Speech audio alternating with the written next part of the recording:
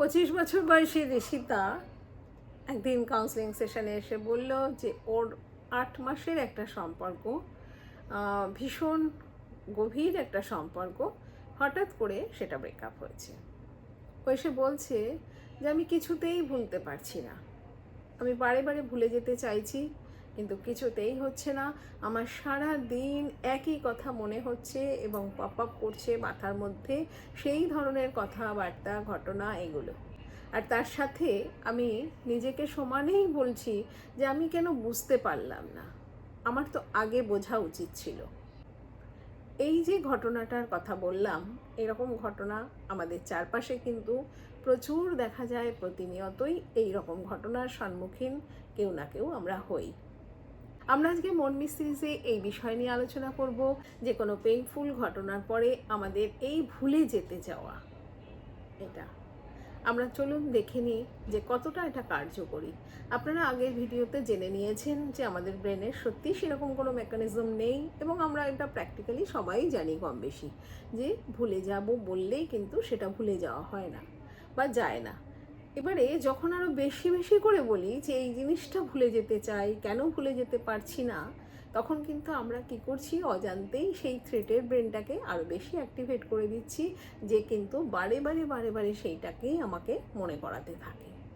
যখনই এটা বারে বারে মনে করাতে থাকে, সেটাতে আমার কষ্টটাও বাড়তে থাকে, আমার রেস্টলেসনেস, অস্থিরতা ভীষণ বাড়ে।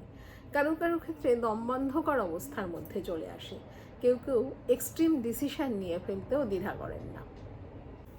এই যে পরিস্থিতিটা সৃষ্টি হয়, আমরা ভুলে যাই যে একটা রিলেশনশিপ, সেটা 2 মাসের হোক, 6 মাসের হোক, 8 মাসের হোক বা 8 বছরের হোক, সেটা কিন্তু শুধুমাত্র সম্পর্ক, কথা বলা এরকম নয়। সেটার সাথে জুড়ে থাকে আরও অনেক কিছু। আমাদের একটা প্রত্যাশা জুড়ে থাকে, একটা নির্ভরতা জুড়ে থাকে এবং একটা অভ্যাস তৈরি হয়ে যায়। ভবিষ্যৎ নিয়ে অনেক পরিকল্পনা থাকে, যেটা এক মুহূর্তে ভেঙে চুরে চুরমার হয়ে যাচ্ছে। তাহলে এই এতদিনের একটা যে অভ্যাস, সেই অভ্যাসটার সাথে তো আমার ব্রেন, আমার শরীর, মন সবটা জুড়ে গেছে। হঠাৎ করে যদি সেটা ব্রেক হয়ে যায়, তাহলে কি করে সেইগুলো অটোমেটিক্যালি সেটা সুইচ অফ করে দিতে পারবে? সেরকম তো কোনো অবস্থা নেই আমাদের মধ্যে, তাহলে সেই জন্যে যায় না। তা আমাদের কি করা দরকার সেই সময়টায়? আমরা একেবারেই চেষ্টা করব না যে ভুলে যেতে, বরঞ্চ আমার ডে টু ডে লাইফের উপরে ফোকাস করব। আমার নিজের রেসপেক্টটাকে ডেভেলপ করতে পারলেই, আপনি সেলফ কেয়ারের ভিডিও না দেখে থাকেন অবশ্যই দেখে নিন। সেই সেলফ কেয়ার সিরিজটা যদি আমরা প্র্যাকটিস করতে থাকি নিজেদের ডে টু ডে লাইফে, তাহলে কি হচ্ছে, আমাদের মিনিমাম যে অ্যাক্টিভিটিসগুলো আমাদের দরকার সেগুলোর সাথে কিন্তু আমরা জুড়ে থাকতে পারবো। এই যে পেইনফুল ইনসিডেন্ট আমার সাথে ঘটলো, সেটার জন্যেও একটা নির্দিষ্ট সময় দেব এবং সেটা নিয়ে বসে নিজের কষ্টটাকে নিয়েই কাজ করব। কষ্টটা ঠিক কতটা, কী বিষয় নিয়ে কষ্ট হচ্ছে, সেগুলোকে যদি কোনো বিশ্বাসযোগ্য মানুষ পাই তার সাথে শেয়ার করব, না হলে নিজে খাতা পেনে সেগুলো নোট করব, যেভাবে ইচ্ছা হয়।